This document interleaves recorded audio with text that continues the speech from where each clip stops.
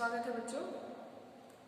आज हम BA second year political science का यहाँ पे अध्ययन करने वाले हैं। आप पिछली वीडियो में बीए सेकेंड ईयर के बच्चे अपना पॉलिटिकल साइंस का सिलेबस एक बार देख ले, तो अगर देख लिया है तो आप जानते हैं कि जो आपका फर्स्ट पेपर है उसका नाम है राजनीतिक चिंतन का इतिहास, पाश्चात्य राजनीतिक चिंतन, यानी कि जो वेस्टर्न में हमारे थिंकर्स हैं जिनको हम अध्ययन कर रहे हैं राजनीति में, उनको एक एक करके हम यहाँ पर स्टडी करेंगे।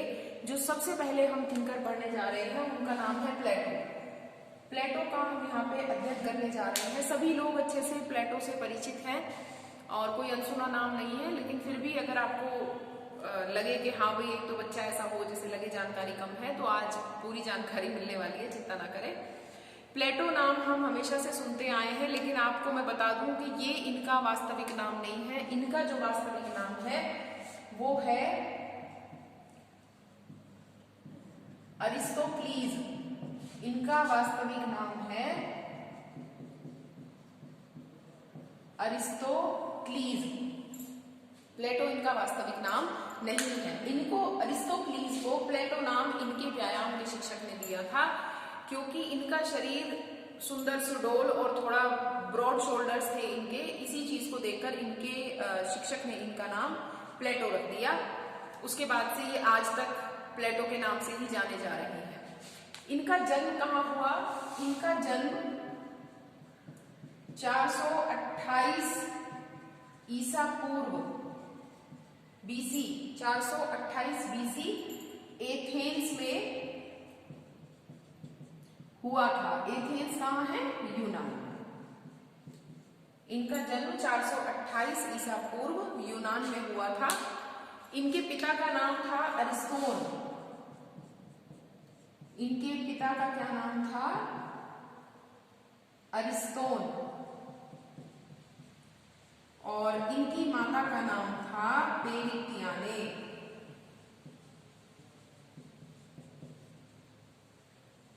इनकी माता का नाम था पेरिक्टियाने। आप सभी को दिखाई दे रहा है? तो इनका वास्तविक नाम, प्लेटो का वास्तविक नाम था अरिस्टोक्लीज। इनका जन्म हुआ था 428 ईसा पूर्व एथेंस यूनान में। इनके पिता का नाम था अरिस्तोन और इनकी माता का नाम था पेरिक्टियाने। ये बड़े अच्छे शिक्षित सुसंस्कृत परिवार में इनका जन्म हुआ था। इनके पिता चाहते थे कि ये जो है और बहुत ज्यादा अच्छी शिक्षा ग्रहण करे, और इन्होंने इनको सुकरात के पास पढ़ने के लिए भेज दिया। ये बचपन से ही बड़ी प्रखर बुद्धि के थे, तो पिता को लगा कि जब अभी इतना विद्वान है तो आगे और अच्छी शिक्षा ग्रहण करे ताकि इसका नाम हो, पढ़ लिख कर कुछ बने। 20 वर्ष की अवस्था में ये सुकरात के पास पढ़ने के लिए चले गए। अब वहां पर जब ये अध्ययन कर रहे थे तो वहां पर इन्होंने कौन कौन सी शिक्षाएं ग्रहण करी? वहां पर इन्होंने दर्शन शास्त्र की शिक्षा ग्रहण करी, है ना, संगीत, व्यायाम और गणित, ज्यामिति, अन्य बहुत सारे विषयों की इन्होंने वहां पर शिक्षा ग्रहण करी। अब हुआ क्या कि अपने गुरु सुकरात से बहुत ज्यादा प्रभावित हुए, और जो है एक दार्शनिकता का इनके ऊपर बहुत ज्यादा प्रभाव पड़ा। दार्शनिक राजा का सिद्धांत जो है इन्होंने ही दिया है। हम जानते हैं इनकी पुस्तक रिपब्लिक में इन्होंने दार्शनिक राजा का सिद्धांत दिया है, वो हम आगे पढ़ेंगे।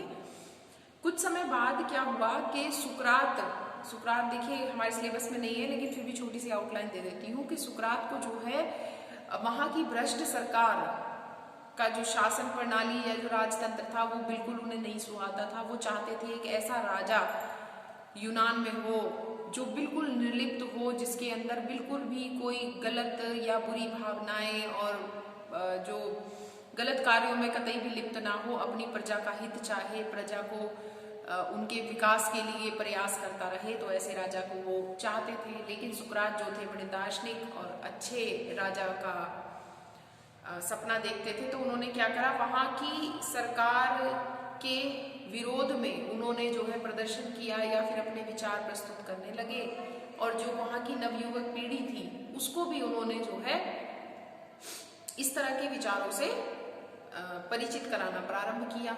तो वहां की सरकार ने उन पर जो है भ्रष्टता का और कानूनों के उल्लंघन का आरोप लगाया और उनको मृत्युदंड की सजा सुना दी। मृत्युदंड उनको किस तरीके से कि उनको एक विषपान करना पड़ा, विष का प्याला दिया गया और उनसे कहा गया कि आप इसे पी जाएंगे, आपको मृत्युदंड दिया गया है। उन्होंने पी लिया उसको और जो है मृत्यु को प्राप्त हो गए। अब जब उनकी मृत्यु हुई तो प्लेटो उससे बड़े प्रभावित हुए सुकरात की मृत्यु से। उनका बिल्कुल मतलब ध्यान हट गया और बिल्कुल ध्यान वहाँ पे नहीं लगा और फाइनली वो उनकी शिक्षण संस्था छोड़कर अपने आ गए वापस। फिर उन्होंने क्या करा कि अब जो है उन्होंने अपना संपूर्ण जीवन एक दार्शनिक राजा के लिए और विभिन्न विभिन्न शासन पद्धतियों का अध्ययन करके एक अच्छी शासन पद्धति का निर्माण करने के लिए उन्होंने अपना समग्र जीवन व्यतीत किया। इसी के लिए इस अच्छे राजा और अच्छी शासन प्रणाली की खोज के लिए वो बहुत जगहों पर अन्य अन्य देशों में घूमने के लिए गए। तो कौन कौन से देशों का उन्होंने भ्रमण किया? वो मिस्र गए, जिसे आप इजिप्ट के नाम से जानते हैं, मिस्र गए, इटली और यूनान के अन्य कई देशों में गए। उन्हीं देशों में जाने के दौरान उनको वो जो है एक सिराक्यूज नामक जगह पर पहुंचे। कहाँ पहुंचे? सिराक्यूज नामक जगह पर।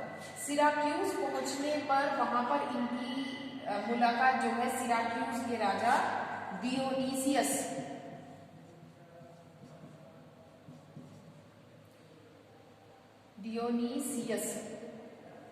प्रथम से हुई।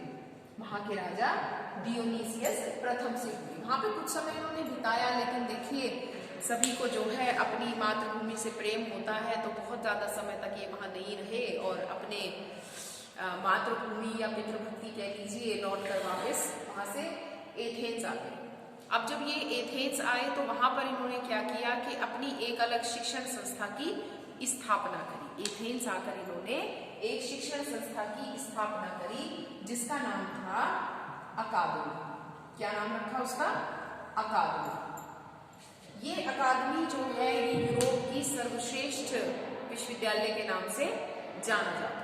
ये जाना जाने लगा और इसका बड़ा विख्यात हो गया ये। कुछ ही समय बाद क्या हुआ कि ये जो राजा सिराक्यूज में मिले थे डियोनीसियस प्रथम, इनकी मृत्यु हो गई। अब जब इनकी मृत्यु हुई तो इनके जो पुत्र थे डियोनीसियस द्वितीय,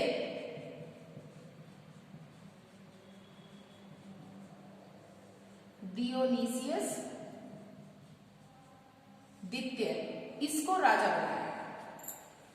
डियोनीसियस प्रथम की मृत्यु के बाद डियोनीसियस द्वितीय को राजा बनाया गया। प्लेटो को भी आमंत्रण आया तो प्लेटो ने सोचा कि जिस शासन पद्धति की खोज में कर रहा हूँ, जिस दार्शनिक राजा का निर्माण में करना चाहता हूँ, उसको व्यवहारिक रूप देने के लिए एक बड़ा अच्छा मौका है। क्योंकि देखिए नया राजा बनेगा, नई शासन प्रणाली, नए विचार और नए नियम कानूनों के साथ वो एक नया शासन स्थापित करेगा। तो उसने सोचा कि मैं भी वहां पर चला जाता हूँ और अपने दार्शनिक राजा के सिद्धांत को व्यवहारिकता प्रदान करता हूँ। वो वहां पर गए, लेकिन पता नहीं क्या रहा कि वहां पर जो है उनको सफलता उतनी नहीं मिल पाई। वो दार्शनिक राजा के सिद्धांत को पूर्ण रूप से लागू करने में असफल हो गए और वहां से लौट आए। कुछ समय बाद जो है उनकी मृत्यु हो गई। उनकी मृत्यु किस सन में हुई? उनकी मृत्यु हुई 347 ईसा पूर्व में। कब हुई? 347 ईसा पूर्व में उनकी मृत्यु हो गई। ठीक है। इनके जितने भी सिद्धांत रहे हैं, उस पर सबसे ज्यादा प्रभाव सुकरात का देखने के लिए मिलता है। अपने गुरु से ये इतने ज्यादा प्रभावित थे कि अपने जो है इनके समस्त लेखों, समस्त पुस्तकों पर सबसे ज्यादा प्रभाव सुकरात का देखने के लिए मिलता है। इसी प्रभाव के चलते मैक्सी नामक एक विद्वान ने इतनी बड़ी बात कही कि प्लेटो में सुकरात पुनः जीवित हो उठा। यानी कि अगर हम सुकरात के दर्शन को प्लेटो के दर्शन को हम पढ़ रहे हैं तो ऐसा लग रहा है जैसे पुनः सुकरात का दर्शन हम लोग अध्ययन कर रहे हैं। तो उन्होंने ये बात कही कि प्लेटो में सुकरात पुनः जीवित हो गया। चलिए, ये तो इनका रहा जीवन परिचय, आपको समझ में आ गया होगा अच्छे से। इनका वास्तविक एक बार रिवाइज कर लेते हैं। इनका वास्तविक नाम अरिस्तोक्लीस था, इनके पिता का नाम अरिस्तोन था, इनकी माता का नाम पेरितियाने था। इनका जन्म 428 ईसा पूर्व में एथेंस में हुआ था। 20 वर्ष की अवस्था में ये सुकरात के शिष्य बने। सुकरात की मृत्यु के पश्चात, सुकरात के विषपान के पश्चात इनका जीवन इतना ज्यादा, मतलब ये इतने परेशान से हो गए बहुत ज्यादा कि इन्होंने जो है सब कुछ छोड़कर और दार्शनिक राजा की पद्धति पर काम करना प्रारंभ कर दिया।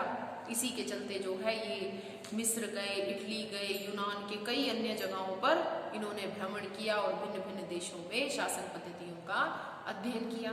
इसी दौरान वो सिराक्यूज के राजा डियोनीसियस प्रथम से मिले। उसकी मृत्यु के बाद डियोनीसियस द्वितीय का जब राज्याभिषेक हुआ तो उन्होंने सोचा क्यों ना दार्शनिक पद्धति को यहाँ पर व्यवहारिक रूप प्रदान किया जाए, परंतु सफलता ना मिल पाने के कारण ये वहां से वापस आ गए। उससे पहले ही इन्होंने एक अकादमी नामक संस्था की स्थापना की थी और अपना बाकी का समस्त जीवन उसी शिक्षण संस्थान में इन्होंने व्यतीत किया और 347 ईसा पूर्व में की मृत्यु हो गई एथेंस में। ठीक है, लेकिन इतना ही नहीं, इसी दौरान इन्होंने अनेकों ग्रंथों का भी निर्माण किया, रचना की। वो कौन कौन से इनके प्रमुख ग्रंथ हैं उनका भी हम अध्ययन करेंगे। इन्होंने जो है कितने ग्रंथ लिखे हैं, इन्होंने लगभग 38 ग्रंथों का निर्माण किया है या रचना की है, लेकिन उसमें से कुछ ही हैं जो प्रकाश में आते हैं, जो हमें देखने के लिए मिलते हैं। 10 मिनट हो गए, ठीक।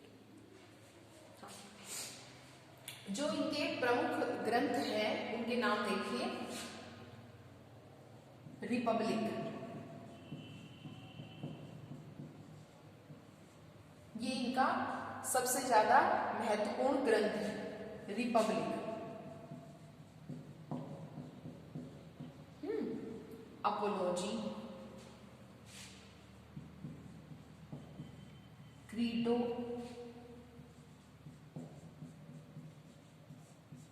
The laws. देखिए मैं हिंदी में लिख रही हूं, अगर आप चाहें तो इनको इंग्लिश में भी हम लिख सकते हैं। The laws, Crito,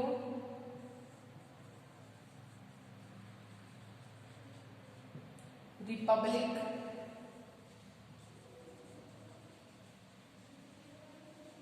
apiology. Note कर लीजिए ना।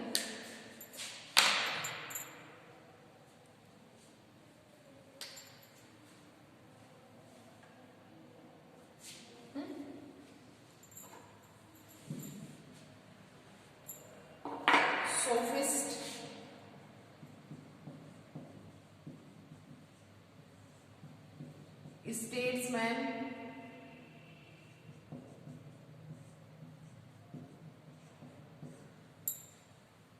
स्टेट्समैन, ये इंग्लिश में हो गया।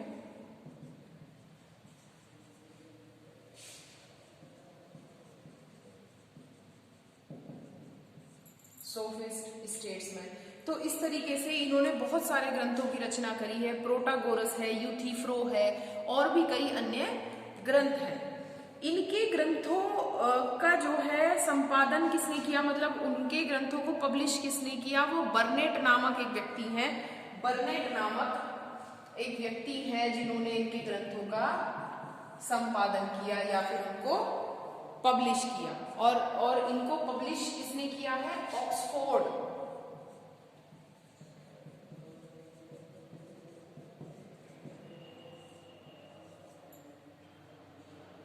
ठीक है, ऑक्सफोर्ड द्वारा इनको प्रकाशित किया गया है। बर्नेट ने इनको प्रकाशित करवाया है। इनके समस्त ग्रंथों में जितने भी मैंने आपको नाम बताए और भी हैं कई, इनके ग्रंथों में जो सबसे महत्वपूर्ण है वो है republic, the laws, the statesman. ठीक है, रिपब्लिक, स्टेट्समैन और द लॉज, ये इनके सबसे ज्यादा महत्वपूर्ण सिद्धांत है, पुस्तकें हैं।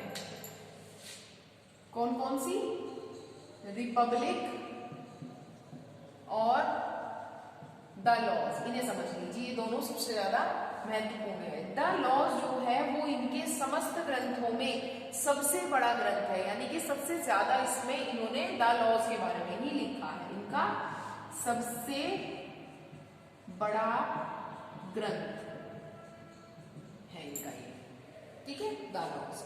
देखिए इन्होंने जितने भी ग्रंथ लिखे हैं वो किस शैली में लिखे गए हैं, वो सभी ग्रंथ संवाद शैली में लिखे गए हैं। संवाद शैली क्या है? संवाद शैली। संवाद शैली क्या होती है? डायलॉग्स, यानी कि एक अध्यापक है, एक शिष्य है, और शिष्य जो है वो कुछ सवाल कर रहा है, अध्यापक उसके जवाब दे रहा है। तो ये जो वार्तालाप वाली शैली होती है इसी को हम संवाद शैली कहते हैं, यानी कि डायलॉग्स, ठीक है। वार्तालाप वाली जो शैली है यही हमारी संवाद शैली कहलाती है, जिसे हम डायलॉग्स कहते हैं। दूसरी बात, ये जो लॉज है ये सबसे बड़ा ग्रंथ तो है ही, साथ ही साथ इसमें क्या है, ये प्लेटो का अंतिम ग्रंथ भी है। ये भी मैं बता दूं कि प्लेटो का अंतिम ग्रंथ का नाम भी डायलॉग्स है, ठीक है। इसके बाद आप देखिए कि प्लेटो का जो जीवन परिचय है वो यहाँ पर कंप्लीट होता है। बीच में भी अगर एक दो पॉइंट है तो आगे जब हम पढ़ेंगे इनके सिद्धांतों के बारे में तो मैं उसमें आपको बताती चलूंगी। फिलहाल के लिए इतना है। इसके बाद हम अगली वीडियो में क्या पढ़ने वाले हैं कि इन्होंने कौन कौन से सिद्धांत दिए हैं, जैसे कि इन्होंने न्याय का सिद्धांत दिया, इन्होंने शिक्षा पद्धति बताई, इन्होंने साम्यवाद बताया, किसके लिए? दार्शनिक राजा के लिए। तो इन्होंने दार्शनिक राजा का भी निर्माण किया। तो इन सब आगे के अध्ययन करेंगे हम अगली वीडियोज में। आज के लिए इतना ही है। आप लोग इनका परिचय अच्छे से देख लीजिए, समझ लीजिए। अगर कुछ समझ नहीं आता है तो आप कमेंट में पूछ सकते हैं। Thank you.